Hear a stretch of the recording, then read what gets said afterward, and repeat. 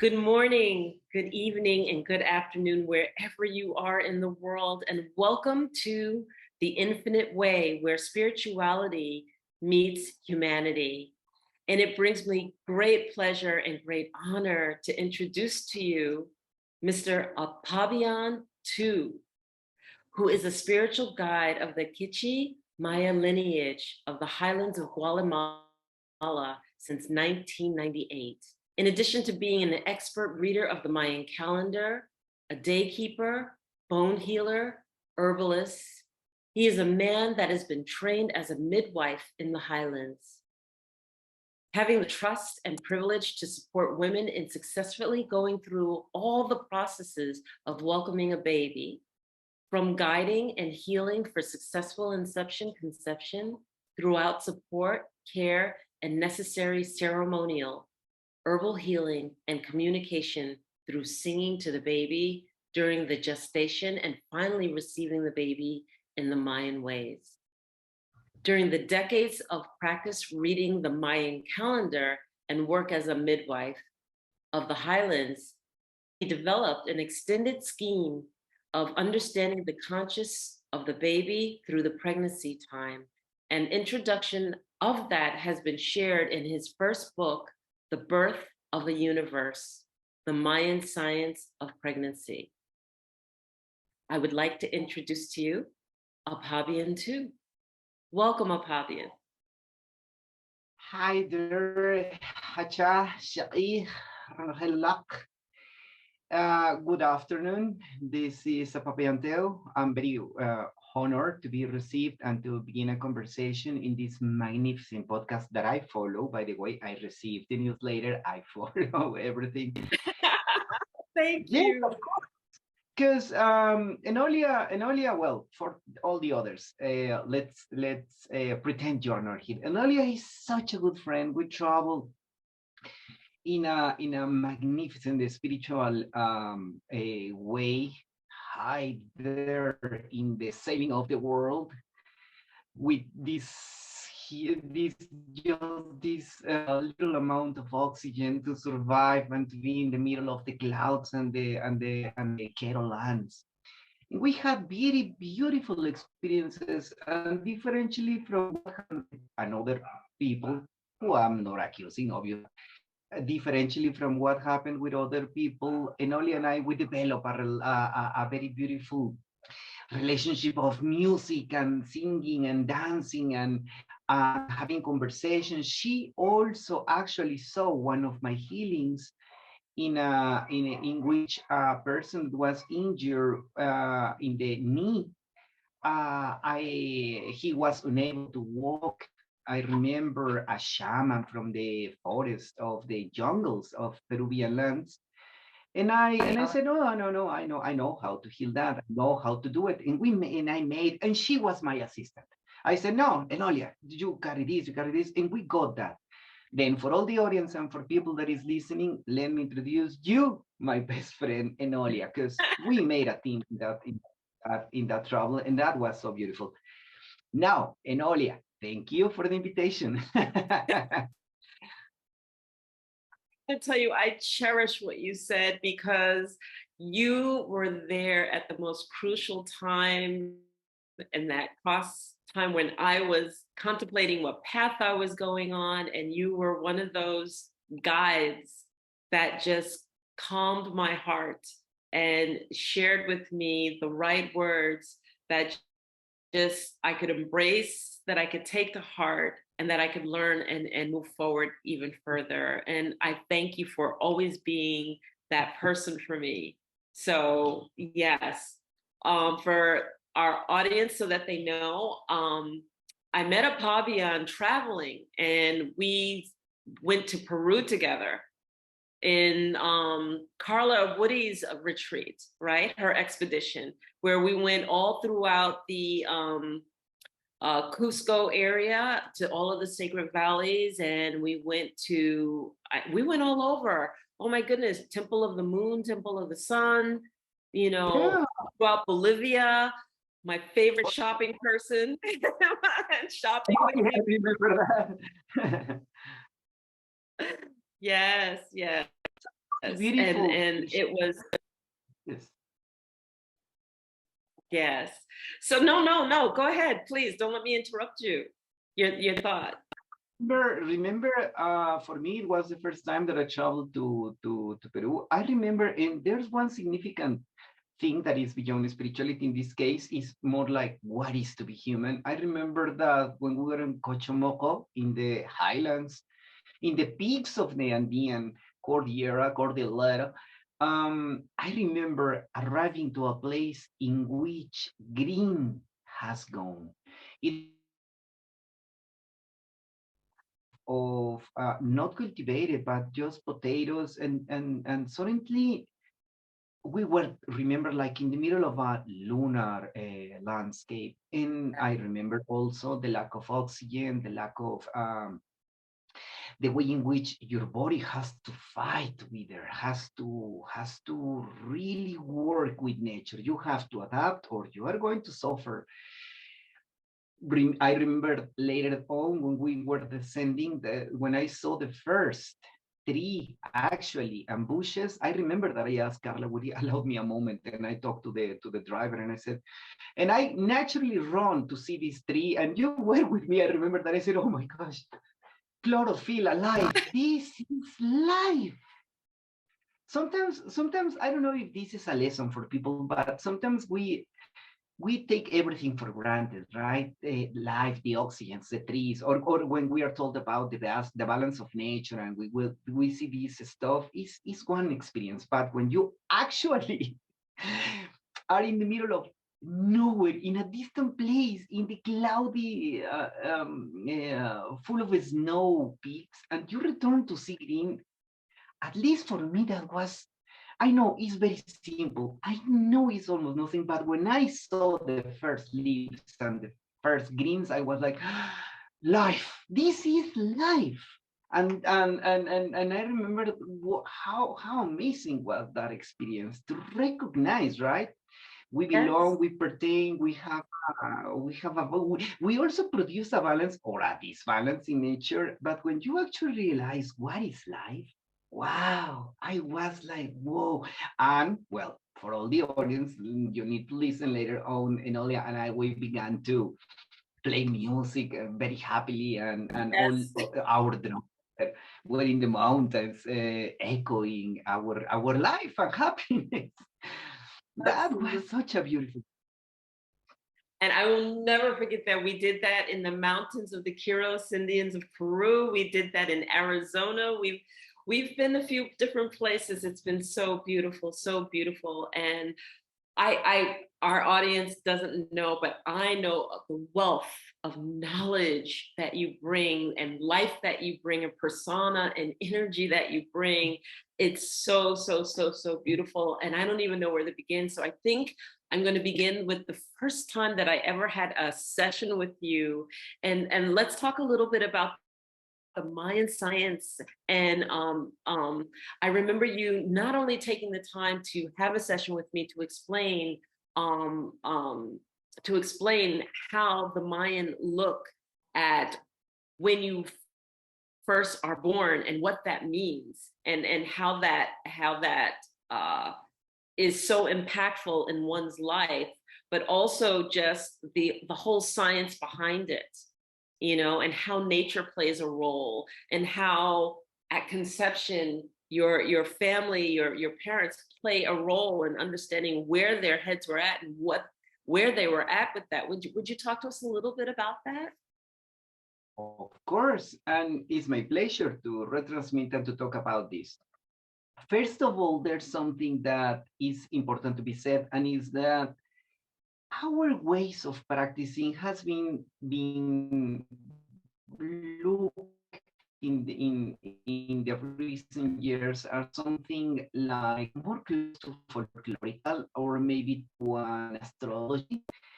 And some of us, some spiritual guides, some academics also, who will want to also volunteer to enter into a fight for to get the recognition of this knowledge as a science, we have begun to produce materials. My book is called The Birth of a Universe, my book. Yeah. This is the first effort, put a knowledge that has been held during millennia, during generations in the highlands of Guatemala, to be put it open to people to understand that regarding what we are going to understand as the behavior of a human is based precisely in what we call baby's consciousness. The baby is conscious during gestation. We divide gestation in three different stages. The first, we call it primary, navial in Maya. The second is the ukunabalki pachak or kichak, but it means that the mother and the baby are in an interaction, healing each other. And the third stage, we call it development of, or koshomashik, development of knowledge. The baby begins to learn. Then that is the basic element. The baby for us is conscious, is receiving, is understanding not only what happens in the interior in this beautiful aquatical world the baby lives in. And just imagine having closed the heart of the mother when the baby begins to develop audition. The first thing is this beautiful drum the mother has, boom boom boom boom boom boom. We all are born in the music harmonical ways. That's right. But also the baby, yes, and later on we develop also a relationship with the external world because the baby begins to perceive light, sound, the taste of the food. But also, and this is key important, the communication with the mother is going to be obviously constant, but direct. Whatever the mother feels as uncomfortability, the baby will feel the uncomfortability.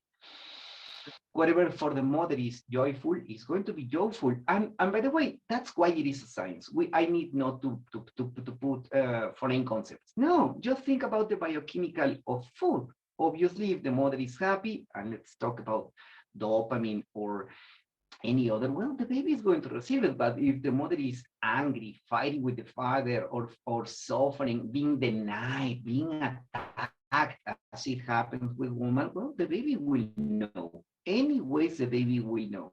It's not that the baby is going to formulate concepts in the way we do with language. No, but if the baby is uncomfortable, and the point is that a baby with uncomfortability is making connections with what is the internal world and what is the external world. I always give the example of the angry father that arrives to the house yelling and making noises and feeling the mother uncomfortable. In that situation, the baby already can begin to identify certain voice and certain rhythm by listening to certain rhythm in the cardiac rhythm of the mother, but also the uncomfortability that it brings, the biochemical change of the exposure to of the woman with someone that is violent, for example.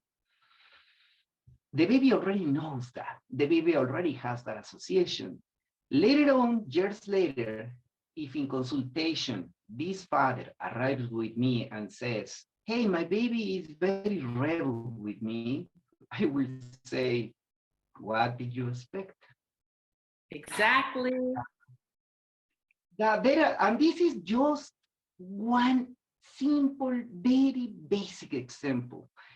What we Mayans consider to be this consciousness of the baby is even more sophisticated, because for us it's very important not only the mother as a creator and the stability of the mother, but also if there's a father, if there's not a father, if there's a counterpart. There could be also, let's say, a woman who has a girlfriend.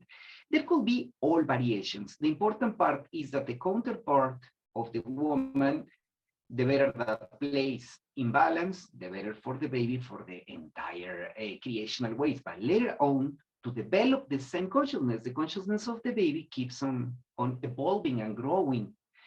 That's why in the Maya ways, we analyze pregnancy. We go back to mom and dad. Was your dad in the house? Was your mom okay? Was this a difficult moment of your creation? Were they having economical problems? Because for to arrive to a determination, or for to arrive to a moment in which we actually can predict even behavior and to understand how a person deals with the world, is always also based on that. The absence, the presence, the happiness, the acceptance of the mother. And then we made what can be like interplay of mirrors or images. What is an excess during pregnancy is something that we are going to reject as an adult, and it's not necessarily something conscious in the present time. It could be deep consciousness, bodily deep consciousness that make us respond in a certain way. What is also very important for us is the communication between the mother and the father. And in my case, as a spiritual guide from the Maya tradition, following a calendarical development of actions, my task is that to prepare of a baby for the moment of delivery and delivering the baby if it's necessary. Although not all the legislations in the world, sadly, are open to receive this, but whenever it's possible, or in our lands, in the mountains, I'm continuously being called to receive babies, not in big cities, but it's very important to understand that there has to be a way of a communication with that baby. And if I saw problems, dilemmas, or something, I sing to the baby. I actually make a connection with babies to prepare them, to put them in position, to swim happily. My wife and I, we call it the happy pool of life. That's right, and the congratulations is due to you because your wife is pregnant now. So how beautiful is that to have a partner that is able to not only connect with the baby, but to be able to deliver? This is beautiful. This is so beautiful. Well, this is, and let me tell you, Enolia, this is very important and very interesting. When you met me, I was a single man, a person traveling and open to collect more data from every case that I get. Everything always functions.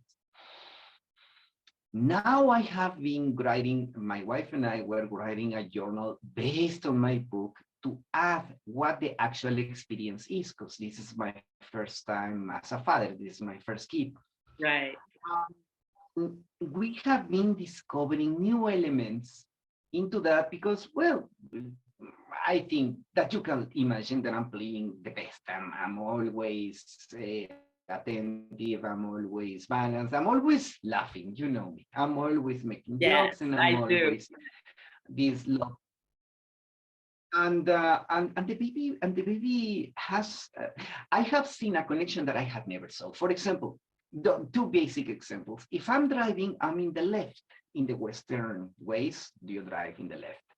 And the woman is on the right. In this case, my wife as a co-pilot. Obviously, she cannot drive because of the size of the baby. But guess what? The baby identifies my voice, and the baby begins to move toward me.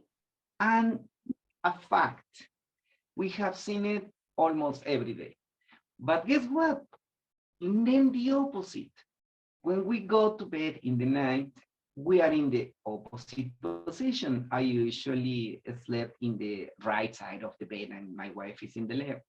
If my wife arrived first and the baby is like in that position with her, it's okay, but he's moving all the time. When I arrive finally to the bed, which I will say is difficult, I'm always occupied, I'm always interested in everything. But when I finally arrive, the baby moves towards me and it stops kicking. That's wonderful. Yeah, then the other day, then we have been developing a new way of a communication, talking and speaking, but sensitively, that is more important.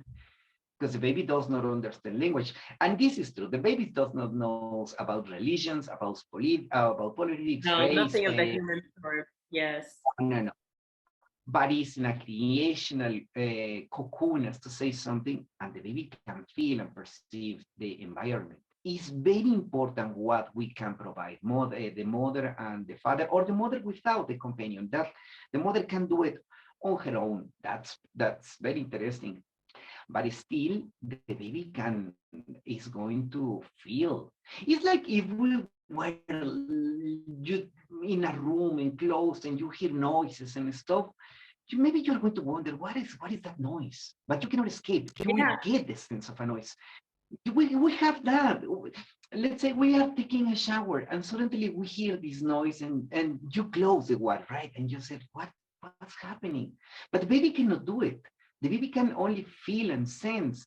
And just imagine a pregnancy in which the sense of danger is continuous. Later on, that Yeah. baby is going to develop anxiousness. Yes. Anxiousness in a way that any anxiolytic or any antidepressant is going to help with, because it's not about the biochemical. The baby was created, let's say, in this case, with fear. But also the opposite. An immense amount of love it's okay. The baby is going to be more balanced. It's going to be even bold to go to the Well, world, to well, conquest and to then you have to follow that baby. Then you I have to push and let the baby do free. yeah, and I want to get your opinion too, because I remember with my first son, and I remember being pregnant and always playing music with him, always playing music. I was a very happy pregnant person, and I was excited. We had waited for 8, 9 years to have our first, and so it's our first, and everyone's very excited. And it's funny because I used to play music all the time. My favorite artist at the time was Peter Gabriel. I'm always playing Peter Gabriel and playing this like In Your Eyes and this beautiful music. And then and when he was born, and dad used to always hold him on his shoulder and drum, all right, 2-finger drum or 1-finger drum on his back, so that he would always feel the drum. And it's funny because when he got to middle school and he had to pick an instrument, he picked the drum, and he started playing the drum, and he was so natural that we went from just like a single drum to the whole drum set, and got a teacher, and he didn't need a teacher. The teacher, who was just a high school kid at the time, was basically, okay, he's playing, I don't know how he's playing, but he doesn't need me. you know and this talent, this beautiful talent, came out of this child, and we're looking at him going, it had to be the connection with the music, the connection with the drumming, and the feeling. I'm asking because I really felt that it was a direct connection, and almost like imprint that we shared with him.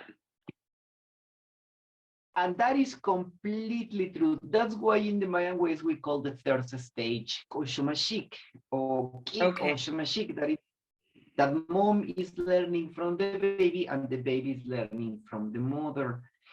I have my own case. Although I didn't continue a career as a musician, it was not like something easy to achieve in here. Still, I'm a musician, I'm a flute player, Yes. and a drum player.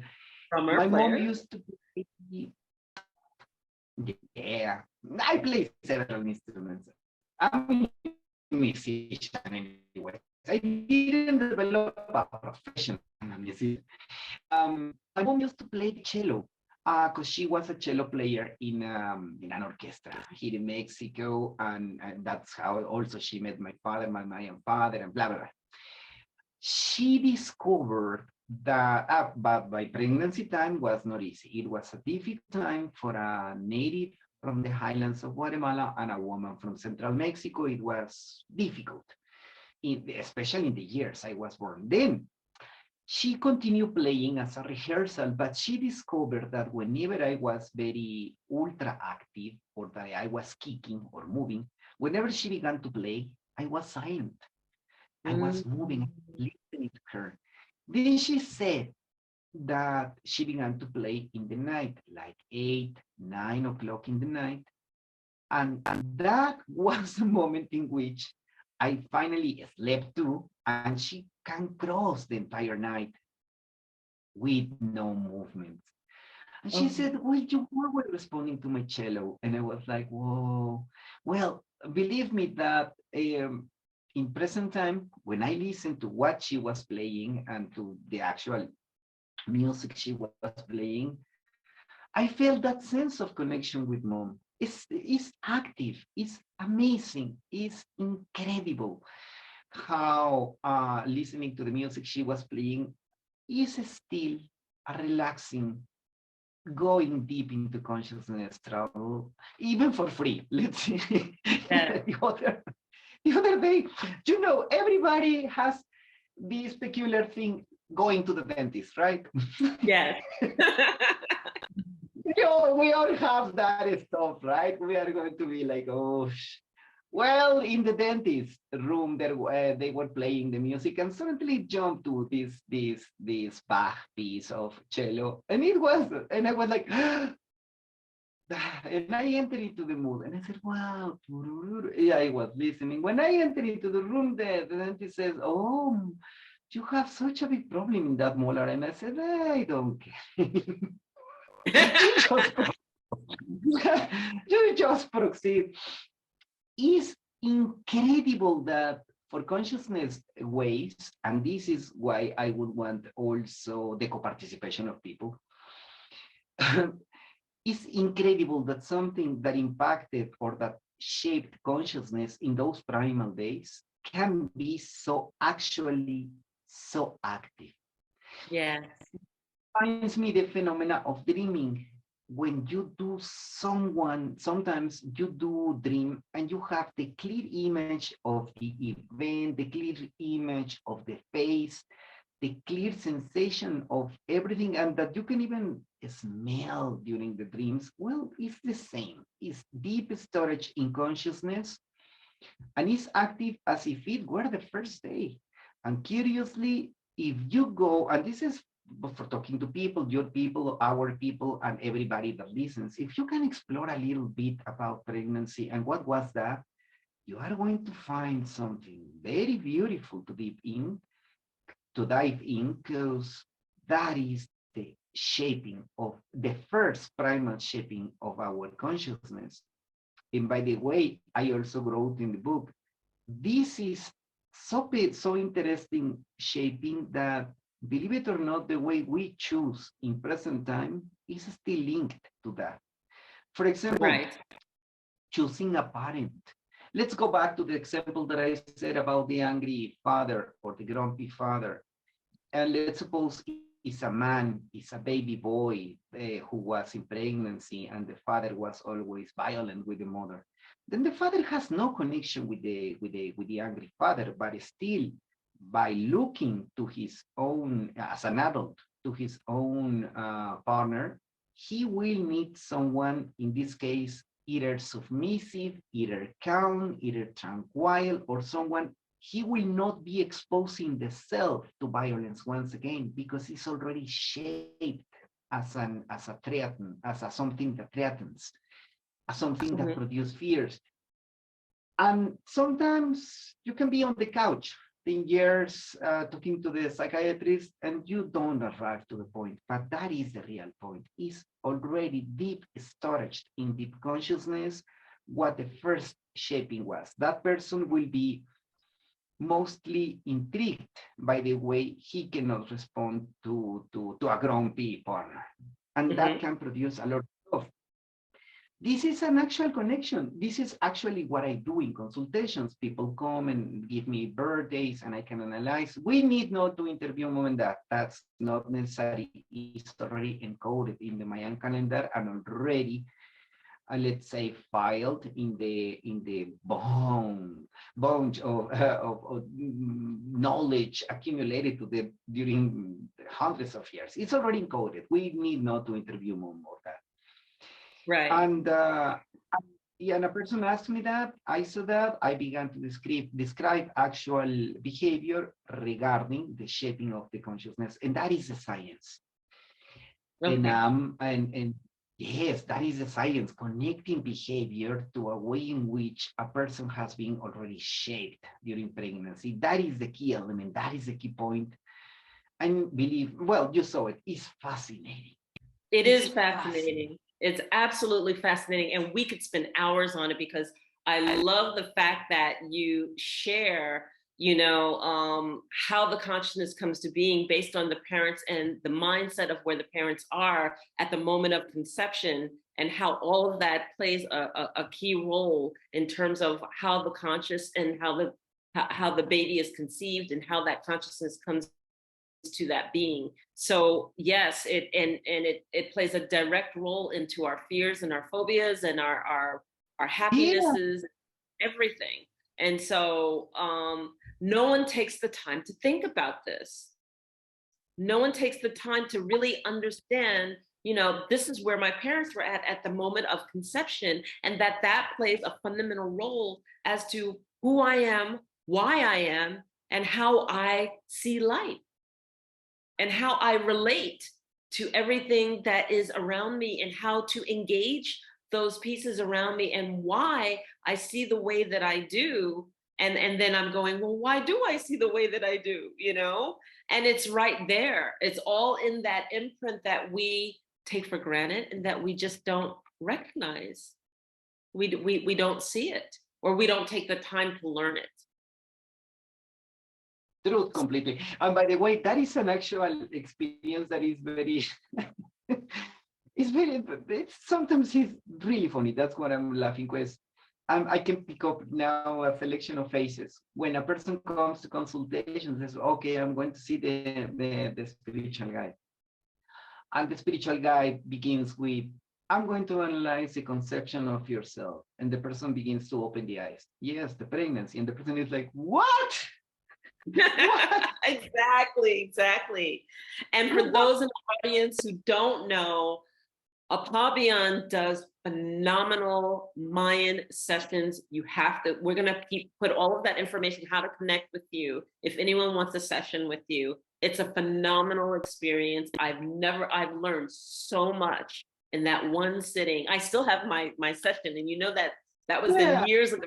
I still go back and I play it, and I recognize different aspects of myself through listening to that session. It's a phenomenal experience. So I kind of want to throw that out there too.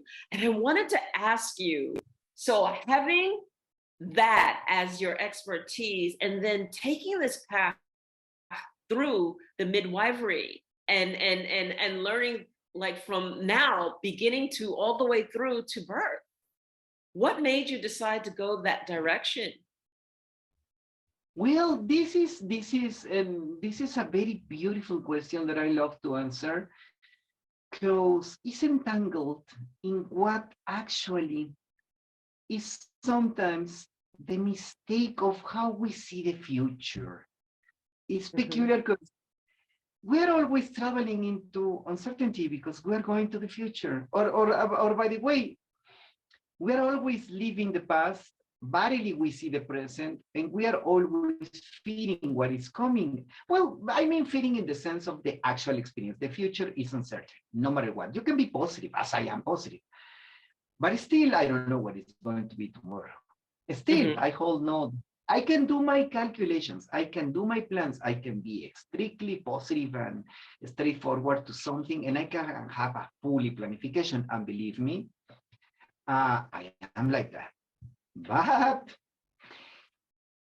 what happens precisely with this? And I am going to connect but several ideas. Phobias. You mentioned phobias. It's amazing. That those phobias mostly are entangled in the perception of the moms during creational times, and mostly all of the phobias are created in the last 3 months, curiously. But I'm going to jump back. Okay. I was looking at myself. I was in the planification of myself live. I portrayed, I was looking, I was trying to find the secrets of knowledge, linguistics. And let me tell you that delivering babies for a man in a traditional highland town of the Maya is not the way. That is Okay. not something that only trained woman, precisely for the fact that there's a heavily, let's say, therapeutic ways in which you touch the breast, or you feel you sense the blood, or you help with the messages, you help opening.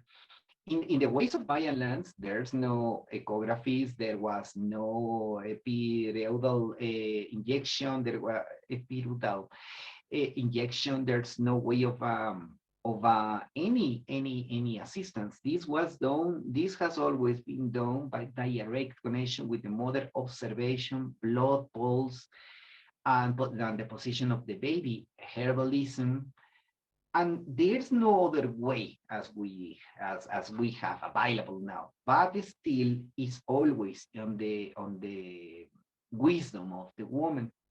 When I met my teacher, I wasn't anything interested into this, and I'm going to be honest, and maybe you are going to laugh about this, because as a man, I wanted the secrets of the stars. I wanted to know this stuff. Yes, I wanted to. I want to talk about that. You know the. I wanted the stellar chart that reveals the origin of whatever, or the sacred geometry, or I want to open the portal of the and the gates of knowledge by whatever, right? I was Right. of my masculine fantasies. And by the way, guys, stop being like that. My teacher was such an incredible, wise woman, also very grumpy. Let me tell you, she was very strict and disciplined. And we met each other in a moment in which we need each other, because I was on town, but I was still in the middle of living what was my formation on the Western world with what entangles that, and entering into the magical realms of the calendar and the Maya practices, my people. I was still on the balance of, I was not longer the member of the Western world. I was no longer the fully created Maya. I was in a kind of a limbo. And she has lost a couple of her kids or her kids, and she was alone in the house, needing what is the assistance of a man for a household in the highlands, like that is cutting the wood, going for herbs, preparing the crops, harvesting, blah blah. And she was already old. Then she found me and she proposed me that she can pay me by giving me food to stay in the house and to continue my learning of the Maya calendar. And I said happily that yes, it was a good idea. I needed that, and I also mentioned already that I was left alone in the world by family. I was mostly always a solitary person. In that moment, when she proposed that, for me was a bone in the heart. It was totally a yes.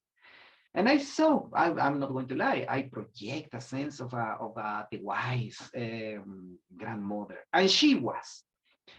She was very grumpy, but still, I love people who hold knowledge.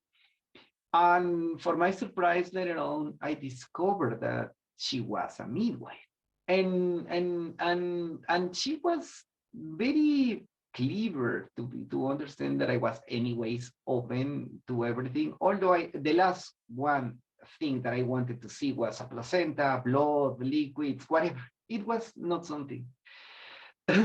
Obviously, it was not something that I wanted, but little by little, she began. She began with bring me alcohol.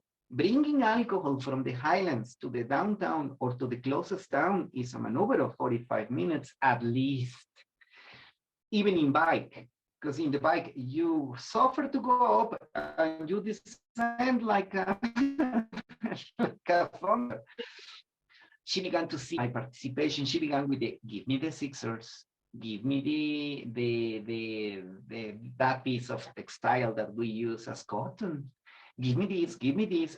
One day I bought a lamp, and she was like, oh, it's very good, the lamp to do examination.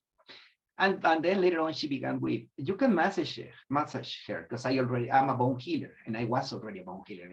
And I was like, oh, I can help with that. That is the muscle of this, and the leg has to be strength.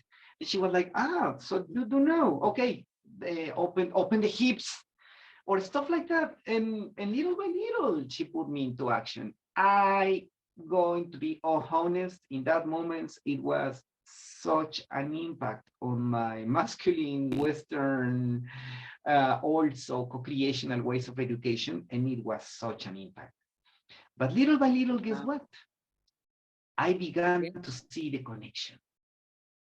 I began to see that a woman, let's say, for example, I'm going to be dramatic. The woman who was beaten by the husband, well, she was having the baby in a certain position. The woman that was lacking nutrients, the baby was in another, or even with the umbilical cord. Or I began to see patterns, and I began to ask my teacher, and she said, yes, the baby is protesting, the baby is speaking. And then I was like, wow. Then the baby, and then the baby, you just imagine, and then the baby is like, what the baby, tell me. And she was like, calm down. I began to make the I want to connections. ask you this while you're here. I want to ask you this while you're right here and you're seeing the patterns, right? Are you seeing the energetics of the baby? Are you seeing the distress energetics versus the I'm flowing, I'm blissful, I'm enlightened, I'm ready to come energetics versus the I'm in pain, I'm distressed? You know, I mean, what was that like in that dimensionality also during this time? Yes, it's energetics. You can even see, now you have to enter into a Mayan household from the mountains with only one lamp, the old ways, 30 years, 20 something years ago, just a little bulb. We are always surrounded in this amber environment. Yes. Semi-dark, very beautifully cold also. Like the keros, but with trees. and you can even when we talk about energy, we can even also talk about the perceptual ways of the eye for events that are manifested also in light, or a capability to also sense light. And this is something that is very interesting because nobody talks about this. Since the Industrial Revolution, we have a lot of technological stuff, and we're accustomed to the light, we're accustomed to the lamp, we're accustomed to stuff. I don't know, mostly everybody of us has crossed the experience of being in your house and suddenly the electrical light is gone. Goes out. And when it returns, you are like, what happened? But you already adapted to the light. You already see stuff. You already began to see the shapes. You already began to function as in the organical ways. Well, going back to the mountains and to the house of my teacher, sometimes you can even feel the static energy, literally the static energy, by massaging, by touching, by helping, by the muscle strength. But also you can see manifestations of what we can be signals of light, manifested in the belly, manifested in the baby, and the other one, maybe not that visual, but sensing energetic feeling of the baby, as when, for example, for example, when I was beginning, evidently the woman was more than reluctant to see him in the room. But my teacher was always saying, this man is, she was always telling me, right? And they were like, well, okay. When I gained experience and respect in town, they were beginning to experience the opposite. They were beginning to be open, and they were even beginning to ask for me, where is Apab'yan? Because I hold the stuff that I could heal bones very easily and very successfully. And they began to everything shifted when that happened. The trust and the confidence of people produce a different reaction.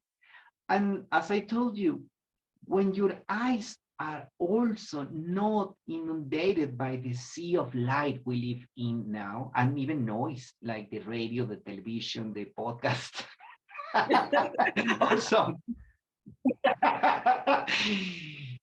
You actually can perceive and see light. and see sparks of lights. You can begin, let's say, this crisscross of consciousness sensing, consciousness energetical positions, and the babies began to move towards me as my baby is doing now. But in this case, was with my wife is like an automatic process. I just talk. With this, I have to see and to enter into the mood.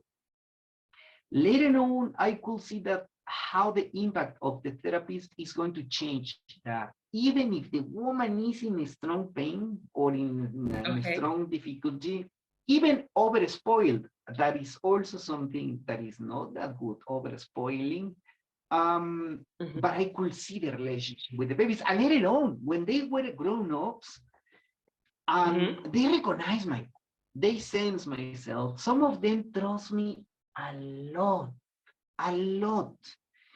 Like Apab'yan Tew, I can hear in the other side of the mountain, Apab'yan, and people talking to me, and I was like, who are those kids? Now I know. Then guess what? This is the peculiarity. Whatever I wanted to know about the secrets of consciousness, what is consciousness, how to entangle, how to heal, how to direct civilization, how to heal the self, how to do automatically by the self, by assistance, everything that I want to write in consciousness, I didn't discover in the stellar maps, I didn't discover in the portals, I didn't discover in the sacred, no. I discovered that when I saw the first baby in my hands. I knew that that was the key. There was in the first kid, I was very nervous. I couldn't receive like completely, but in the second baby, I began to cry when I hold the baby, and even my teacher was like, give the baby back to me. and I was crying and crying. They needed to cut the umbilical cord, and although the baby was already breathing, in Mayan ways is very you don't see the slap. I was holding the baby and I said, this is life. This is the key for everything. This is the moment the baby is beginning to sense me, and the baby was in contact with me before. I could understand consciousness and feeling, writing, the shaping of the moment. And I said, oh my gosh, I was lost. I was like, there's no portal, there's no sacred geometry, there's no stellar chart, there's no whatever craziness. But by the way, fascinating, okay. But looking at the baby's eyes, recognizing me after birth, oh, that was my moment. My teacher told me, give me the back. Give me the back. Give it back, you get. Yeah, but I've been shaking because I said, this is life. Yeah. And obviously, you project yourself. There was a you in certain moment who also opened the eyes, and everything was different. Then you arrived. Then you changed, you shift, you came to this world in this, accompanied by this river of happiness, or by this water of primordial creation. And suddenly, well, for the fortunate ones, let's say in the house with love is different. But for example, there's people who need assistance by being delivered in hospitals. Just imagine the baby arriving to this ultra illuminated place with people who have no mouth because they have the mask, who some of them use glasses, and then the baby arrives to a place of aliens. And noisy and in the Mayan ways, you arrive to your moms. The first one that is caressing you and holding you is your father, or the spiritual father, as I did. You're in an amber light that is not different of your environment in the inside. With the sounds and the music and the smells, you are already accustomed. And even smoke, like smoke in the sense of the incense burning or the candles, the prayers. Just imagine how beautiful it is to be born Maya. You are surrounded by love and everybody is with you. That day I discovered life. That day, when I give back the baby to my teacher, I was so touched, so in another ways that I know that that day I changed a lot. And I remember saying, if I was born like this, why can I be so grumpy, so this, so the other? What? No, I'm going to go back. I'm going to reset this consciousness. I'm going to unshape what was known to me. I'm going to proceed beautifully and lovely with the world. And I remember those signs. The baby knew who I was. Yeah. Intuitively, you will want to see it, but the baby, when began to that baby, in particular, when he began to cry and I began to sing, the baby was always like extending the hands to go with me. And I was like, wow. Wow. So this has been a wonderful conversation. We're coming up on an hour and I'm going to wind this down, but I want to reserve the right to do a part 2 with you on Mayan cosmology. Okay. And talk about that consciousness with the baby and how that plays a role into the work that you've been doing for many, many years. And would you come back? Of course, in any moment. Now we have to talk about the conscious universe. I don't know. Exactly. But before we close this, I want you to please tell us how people can reach you. Tell us a little bit about your book, and we'll wind this down. And then, of course. yay, Well, yay. For to reach me and for to access for everything, you can go to www.mayascience.com. It's a very recently uploaded web page. My web page is mayascience.com. Very easy. Maya Science. No Mayan, Maya Science. In there, you can find what I offer, my services, the links to my books, the links to consultations, and different other services that I can provide. Not everything is, by the way, not everything is just delivering babies. I do a lot of consultations about parenting, raising kids, but also for grown-ups, right? Like choosing the correct partner or riding the consciousness, because also sometimes we do need assistance in the sense, how can I do it by myself? Okay, take away those pills. We are going to talk about consciousness. We are going to deal with what was happening. I'm going to give you lines, guidelines. I can give a different ways of consultation, but in mayascience.com you can find me for every of the links, and there's an Nahual calculator, the calculator of the days in the Mayan way. That's the easiest way to find me. And also we can share some links later on, the same. Absolutely. And yeah. So I will make sure that's also in the description portion of the YouTube. And yes, please tell us about your book just a little bit more. That's the book. In English, it's called The Birth of a Universe, because the sense of my science is the baby is a full universe in creation. The mother is the creator of universes. And by the way, I'm fighting hard to bring back a sense of sacred femininity and the authentic role the woman has as a creator. It's very easy to think the creator as a masculine, but in reality, as far as observation goes, the universe is very feminine and the creational ways are very feminine. And yes, we co-participate, but the authentic, the real, the creator of myself, my private God is my mom. She created me. And this book deals with that, bringing back or arising or fostering or helping only in the sense of revealing or creating a new sense of the mother in creation. For to understand that whatever that is happening, the baby is going to be behaving according to that. That's why it's a science, because we can make statistics, we can stuff. It's published in the USA that can be worldwide distributed. There's a version in Spanish. There's an upcoming Portuguese version. There's going to be an upcoming French version and an upcoming Hebrew version.